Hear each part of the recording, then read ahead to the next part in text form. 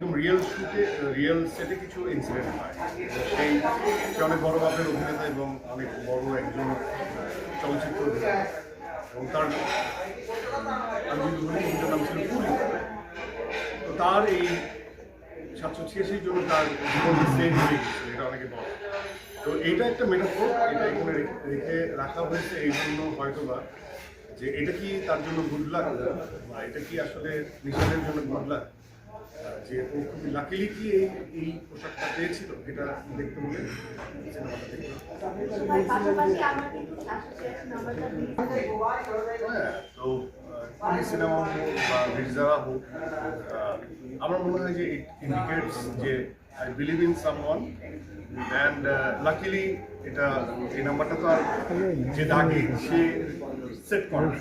আমার মনে হয় যে এটার সাথে হয়তো লাগ বা এটার সাথে তকদিরের কোনো একটা কানেকশন। আচ্ছা, এই যে সিনেমাটা করেছেন, এই সিনেমাটার মধ্যে নিশ্চয়ই আপনি নিজেকেও একটা বাস্তবতা দেখে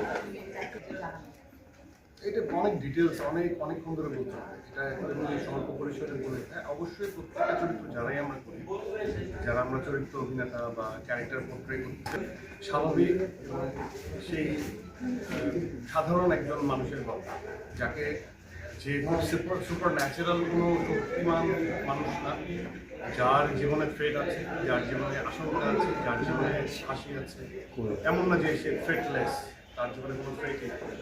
সে এক দফায় অনেক মানুষ মেরে ফেলতে পারে না, সে একদমই আমার পাশের বাড়ির ছিল, একদমই বাস্তবিক জায়গা থেকে গল্প নির্ভর একটা ছবি। সো আমার কাছে এই গণমানুষের এই চরিত্রগুলোকে নিয়ে স্টাডি করতে একদমই সিম্পল যে মানুষ, তাদের মনের ভিতরে কী চলে, তাদের রিলেশনশিপটা কেমন, এরকম একটা।